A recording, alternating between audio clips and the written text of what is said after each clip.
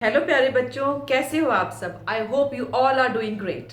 आज हम करने जा रहे हैं 9th क्लास के सिलेबस का शुभारंभ और शुरू करेंगे चैप्टर 1 नंबर सिस्टम से। आई होप आप सभी के 8th क्लास में बहुत अच्छे ग्रेड्स आए होंगे और कुछ बच्चे तो अभी 8th क्लास के रिजल्ट का भी वेट कर रहे होंगे, बट 9th की पढ़ाई तो शुरू करनी है ना। मैं हूँ Sarabjit from the quest for maths, जहां आप पढ़ सकते हो maths from school to college. Let's get started.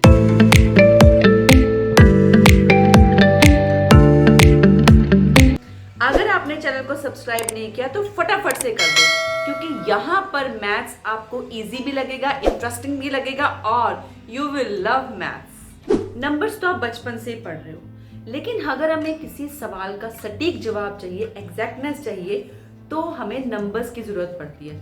आज बहुत ठंड है, आज थोड़ी गर्मी पड़ रही है, पर कितनी ठंड कितनी गर्मी, इसका आंसर तो एग्जैक्ट नंबर्स में ही मिल सकता है ना। जैसे कि आज 5 डिग्री सेल्सियस टेम्परेचर है, आज 38 डिग्री सेल्सियस टेम्परेचर है।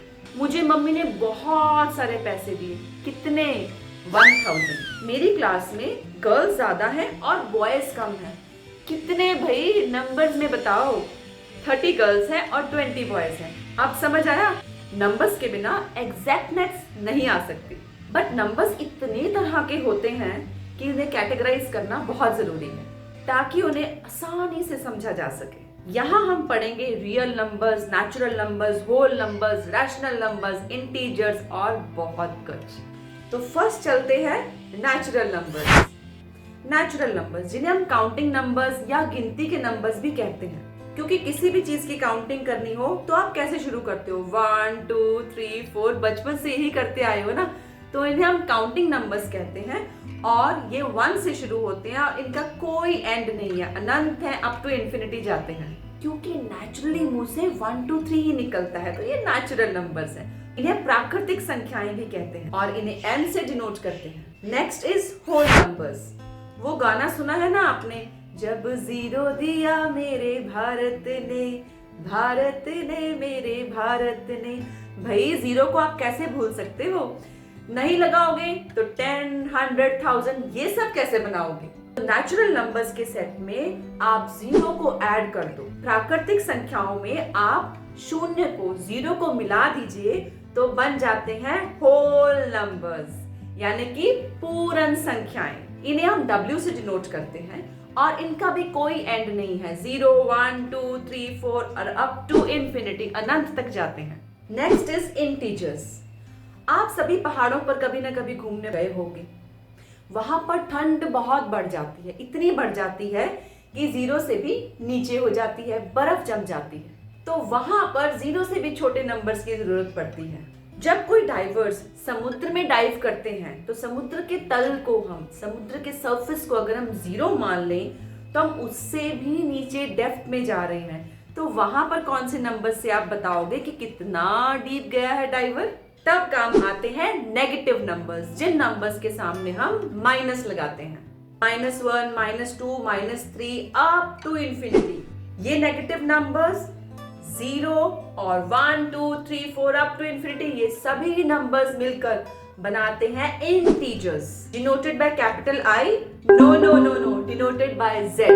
Z शब्द को लिया गया है जर्मन भाषा से ज़ाहलेन, जिसका मतलब है टू काउंट। आगे चलते हैं rational numbers. Let us suppose आपकी मम्मी ने आवाज लगाई, आप खाना खा रहे हो, बेटा और एक रोटी लोगे?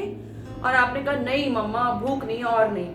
और मम्मी ने दिया भाषण, खाते नहीं हो, कमजोर हो गए हो। आपने मान कर कहा कि पूरी नहीं लेनी मम्मा, आधी रोटी दे दो।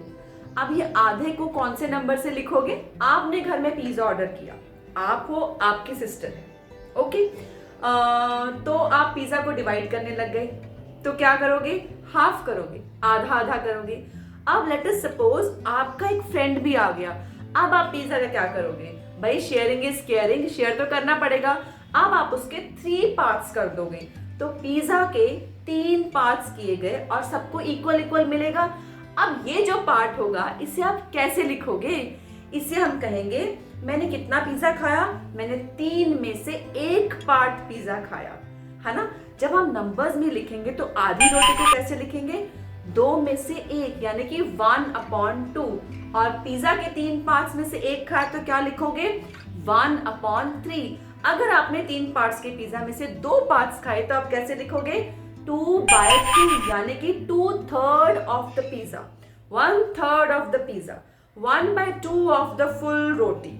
तो ये नंबर्स जो कि रेशो में डिनोट किए जाते हैं, इन्हें हम रैशनल नंबर्स कहते हैं। यहाँ पर रेशो की बात होती है, कोशेंट की बात होती है, इसलिए हमें R से डिनोट नहीं करते हैं, इन्हें हम डिनोट करते हैं Q से। तो रैशनल नंबर्स की बेसिक डेफिनेशन क्या होती है? वो नंबर्स जिन्हें हम P/Q फॉर्म में लिख सकते हैं। P और Q दोनों ही इंटीजर्स हैं, बट Q जो है वो 0 नहीं हो सकता। किसी भी नंबर के नीचे 0 नहीं आएगा भाई।